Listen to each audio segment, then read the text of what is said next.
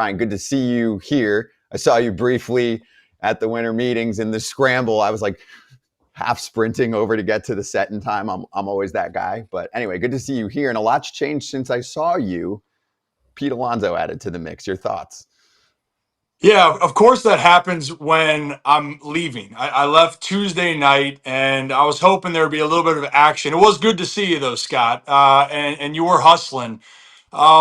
But I got to say, in Baltimore, for the Baltimore fan base, they've been waiting for a move to happen, right? And I've gotten a lot of texts from people saying this is the most fun off season all of a sudden. It wasn't fun maybe 12 hours prior or whenever it was or 24 hours when Kyle Schwarber signed back to the Phillies. Everyone goes, here the O's are again. They're not landing the big guy, even though we all felt that Kyle Schwarber, best fit, was back with the Phillies. But it proved that the Orioles are going for it. They're in it. And they needed a guy that posts up. They need a guy that you can plug in, no concerns. And when they lost Santander the year prior, that was their leading RBI offensive guy the past 3 seasons. And now you're getting Pete Alonso that's averaging 40 jacks, 120 ribbies over that time frame. So I love it. And I think the bigger indication is whether it works out for 5 years or not, time will tell. But it's showing the fan base and future free agents that Baltimore is going to continue to be aggressive. And I believe they're far from done here as we continue on the rest of this offseason. Obviously, we want them to get pitching. That's obvious. But does this signing of a position player, which they went out and got Tyler O'Neill last year and felt like that wasn't great use of their money, and then Ramon Laureano, now you have a marquee free agent. Is there any indication that this could make a Gunnar Henderson, an Adley Rutschman, one of these young stars, maybe sign an extension? Like, hey, why am I going to sign an extension? None of my buddies are going to be here. But now you have a power bat that's going to hit in front of or behind one of those guys that they haven't extended to this point. Yeah, I think one of the underlying things is that Alonso's a Boris guy. And so the Orioles, if we want to do the math here, they got quite a few Boris guys on that team. Jackson Holliday, Jordan Westberg, Gunnar Henderson. Now, it's gonna cost the O's maybe a full they're gonna have to bring a bank to get Gunnar. And I don't know what that's gonna look like for him, but I do think it sends a message that one, the Orioles have said, hey, we're willing, Scott, and all of your clients, we want you to be in Baltimore. We want our guys to be in Baltimore. And I think that is the messaging here. The crazy thing here for the Orioles, if you look at the deals that have been done over time, this is the second largest contract in Orioles history. Chris Davis was the big one. Then now it's Pete Alonso. And then there's a huge discrepancy between Pete Alonso's contract to the third highest. So, yeah, I think that this is going to open up the doors. At the end of the day, I was talking with a few people about the Kyle Schwarber deal just for 1 second, is when you're looking at organizations of why you want to sign somewhere or extend, do you see the vision moving forward? And do you see that the team is going to put the resources in to help players accomplish what they want to do? Because what do players want? They want to secure their future with a contract, and they want to go win. And so when you looked at the teams in on Schwarber, if they were saying, the Phillies, the Pirates, the Reds, the Orioles, of those teams, only the Phillies had proven that they were going to go out there and spend. Now Baltimore is saying, hey, we're willing to do this now. We got the core, Westy, Gunnar, Jackson. We want you here long term. And I do think that that's going to open up the avenue for them moving into 2026. But I know they still got to add a couple pieces here in free agency, and then we'll look towards next year to see what happens. Yeah, talking about that. I mean, now it basically on the pitching. Like who do you think they trade for or trade out of to get a starting pitcher? I mean, Adley, Mountcastle. Like there's a bunch of guys that they can do it for. They need some starting pitching. They certainly do. So I mean, if I don't think it's rocket science to say that the Orioles have a few guys that can play first base this year. And Pete Alonso is going to be taking up the majority of those reps because why? The dude just plays every single day. So if that's going to be the case, and you're looking at who else you have, Sam Basayo is going to get at bats at first in DH. Adley Rutschman, I don't think is going anywhere. I want to put that to rest. They need Adley, and Adley bounce back. I believe in that. But then you're looking at Mayo and Mountcastle. And, Mountie, when I was in the organization playing, Mountie was the best bat I saw at the time coming through, just pure bat-to-ball skills. But he's lost some confidence and he's had trouble staying healthy. And he's also doesn't have the years of control that teams want. Then there's Kobe Mayo. And Kobe, I think he's going to hit. I think he's going to figure it out, but he's going to have to get at bat. So I think of the trade pieces, Mayo has more value when it comes to team control. So you heard the rumors about, Edward Cabrera, MacKenzie Gore, guys that have team control and have that upside to be, let's just say they're a third on a staff, but have an upside to be a one. Not going to go that far to say as a one, but they have the upside to. Kobe and a couple guys I could see happening. But the reality is something has to give. And I think what Mike Elias in the front office realized that last year they wanted to see with the crop of players that they had developed, who was going to be a part of their plan and who was going to take that next step. And the reality is, they might have gotten some of those questions answered, and others might be undefined, but they can't wait any longer. I think that's the bigger part. They need to win. Look at the rest of the AL East. It's a gauntlet. Toronto's window is wide open. The Red Sox and Yankees, they don't rebuild, they retool. And then the Rays are the team that they're just going to be a pain in the butt because they play the game hard and they find ways to stay competitive. So it's to me, they're going to trade one of those guys, Mountie or Mayo. Wouldn't be surprised with either. And then they're going to go out and get they're going to go out and sign a guy. I don't know. I see the tweet up there. Yeah, I truly believe like the AL East, and this is why I love the winter, right? This division, if you are for real, you got to go out there and spend. You got to go out there and make moves. So I for sure think Baltimore is at least going to make two more moves here before we get towards spring training. I mean, two big moves to be specific. Does Pete need to be what they were going after Kyle Schwarber for? Kyle Schwarber, this amazing leader. He leads this clubhouse. He leads young guys. That's why the Reds wanted him. Does Pete need to be that in this clubhouse of young guys that are now kind of not that young and experienced? Like you said, it's time to go now. So does he need to be that, or does he just need to be 40 homers on a team that only had somebody that hit 17 was the highest? Yeah, I mean, well, first thing is he's going to take the brunt of it, right? He's expected to post up. The ball's going to leave the ballpark early and often with him, and he's your RBI guy. And I've talked to a lot of people about this. I know some people say, "Hey, RBI it's a byproduct of where you are." Miss me with that. You're an RBI guy or you aren't. And Pete Alonso is an RBI guy. And what I said last year for the Orioles going into the season, because they had question marks on the pitching side, but they had this young talent. And the motto that I had was they go as far as their young core takes them. And they struggled. And now the pitching was tough, but the offense was supposed to be their strength and it wasn't. So the addition of Pete Alonso, what it really does, take the pressure off these guys to develop still at the big league level. There's going to be stress and pressure, but you don't have to be the guy anymore. Right now, Pete Alonso is going to be one of those guys. Taylor Ward is going to be one of those guys. And then Gunnar Henderson can slot in and be that third for you. Oh, and by the way, Jordan Westberg, he looks ready to go. So I think the addition more than anything, it just takes the pressure off of the guys having to prove something while they're still trying to figure out how to be a big leaguer. I think that's something that people underestimate is that you might have all the talent in the world, but when you have expectations that are on you, and not just expectations, like they're expecting you to be the reason why the Orioles win. Bring in Pete Alonso, bring in Taylor Ward, and then Gunnar and Westy. Well, then let those other guys like Cowser and Jackson and Adley get back on track. And this lineup can be really dangerous because of that. All right. So what if they're losing games 8-7? Because the rest of this offseason, like you just said, the American League East is gunning after some pitching. The American League East is gunning after the rest. You can't just continue to add to your position players if they don't add to the pitchers. You said they're going to add to the starting rotation, but I get that and $5, and I got $5 at the end of the offseason if it doesn't happen.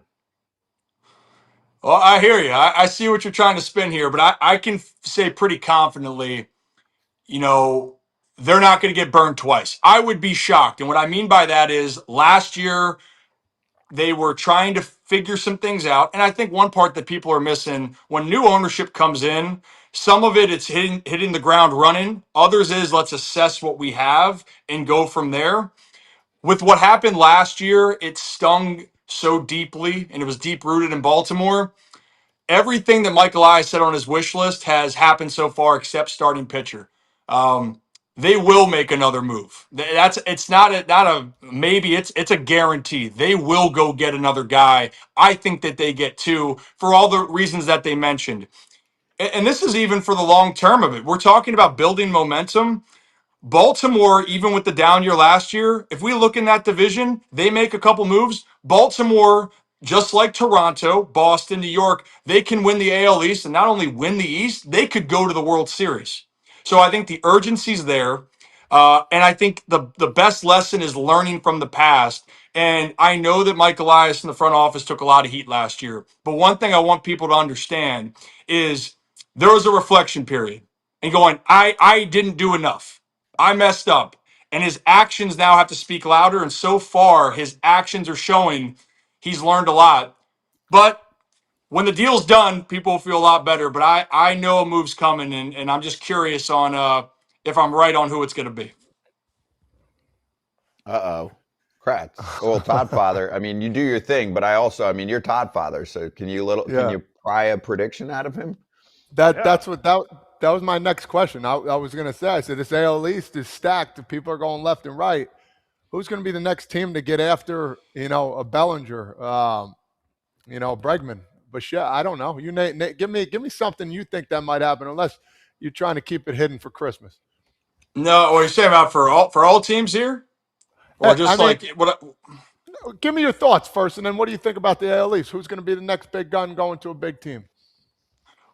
just from understanding it, Toronto looks like they're going to land.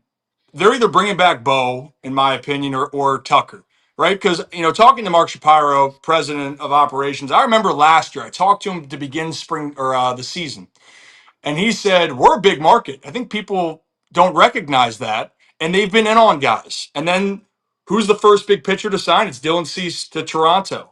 I would be shocked if they don't land Bichette or Tucker. But then I look at the Yankees. They need someone with Judge. They need someone. And Belly, I believe that I'm hearing the years in dispute. If they really like him and he's versatile, you make it work. And it's hardball right now, but that seems like a good fit there. And then there's Boston, where Bregman makes the most sense because it's comfortability.